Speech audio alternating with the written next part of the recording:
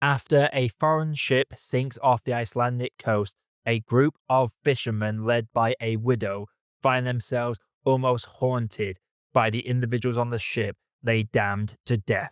Film fans YouTube, hello and welcome back to the channel. I am Josh, your Movie Apprentice, and thanks to Strike Media for giving me an advanced screener of this film, The Damned, which comes out either today or tomorrow, depending on when I get this review out. This is directed by Thordur Palsson and stars the talents of Odessa Young, Joe Cole, and Lewis Gribben. This is a film that came out at the start of the year in the US. We get it a week behind over here in the UK, and it has got a lot of positive reviews, especially for a January release, which is quite a rare thing to find. I must say that this is a film that I found to be quite mixed. Whilst the atmosphere is chilling and you fully feel the isolation that this group of fishermen are in and the situation and the folklore is very interesting, it does feel like there are some elements of this film that are missing in order to make this a truly standout horror movie. It's a strong horror movie considering it's a January release, but it doesn't quite hit the standards set by some of the superior horror movies from last year.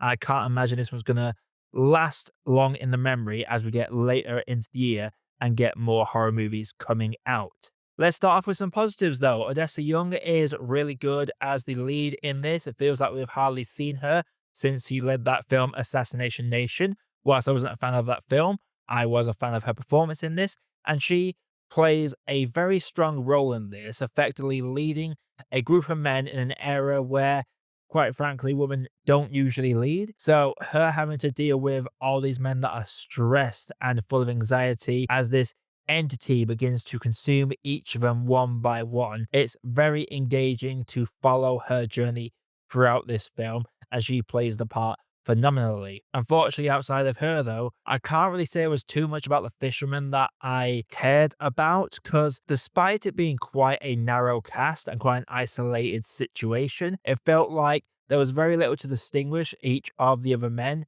which made it very difficult to care for any of them as they were picked off one by one and their demise came around the corner. Every time there was a moment where it felt like something was going to develop with one of the characters, they would die in the very next scene. And whilst I don't need tragic backstories for everybody, I do need at least something to sink my teeth into when it comes to these characters, especially with the deaths, because the deaths for me are very lackluster. This is very much a physical entity that seems to pick and choose when it wants to manifest in a physical space, and for the most part affects these fishermen mentally. And for me, it just felt like a bit of a discount the thing kind of setting. You have these haggard men, you have the snowy, isolated, cold setting, and you have this entity that is making each individual paranoid. It very much felt like a watered down version of the thing. And that's something that's going to work for some people, but for me, I don't feel like it was as strong. This is a film that's getting praised for a lot of originality.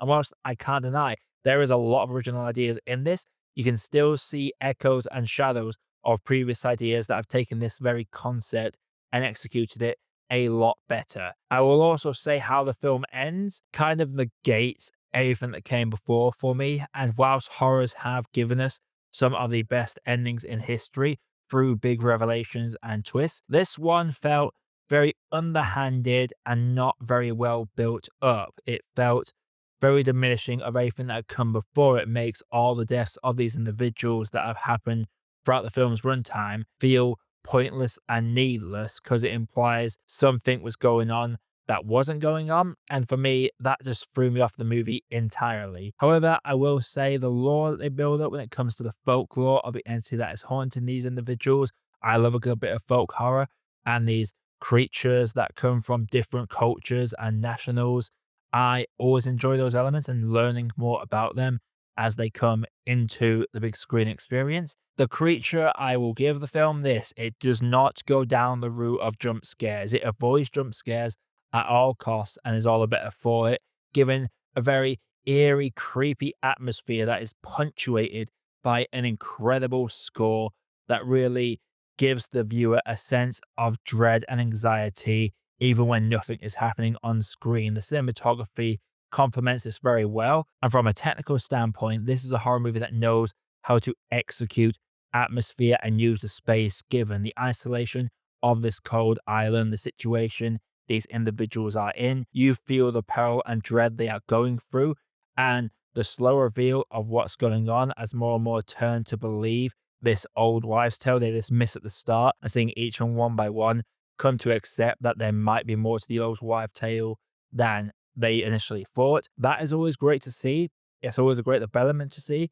But again, I have to defer back to my earlier point that it doesn't feel like all the characters outside the main characters are fleshed out, if at all. It just feels like these are bodies to be disposed of. There is no sadness for them. There's a small spark between the widow and another character that apparently used to be her husband's best friend, that it seems there's going to be something that happens between them, but it never comes to fruition. As I've said, it feels like every time something interesting is about to happen with one of these characters, they are immediately killed off. That is a crying shame. Rory McCann, the Hound, is in this, and he is the most interesting character outside the widow for the first 10-15 minutes before they inevitably disappear from the film. This is a horror movie that lacks in character development, but excels in terms of atmosphere and tension. And if atmosphere and tension are what you want, and great scores and sound designs, then this is going to be right up your street. If you want a more in-depth character work, then I don't feel like this is going to hit the mark for a number of people. The Damned, for me,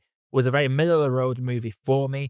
However, when we got to that ending and that last-minute revelation, it felt like it diminished everything that had come before of the last hour and a half of runtime. Before I get into my grade, if you like what you're seeing on the channel, click the like button and subscribe for more video reviews that is coming all the time. Without further ado, let's grade this one. The Damned is one that has come out of nowhere, has earned a fair amount of plaudits both critically and audience-wise, especially for a January release.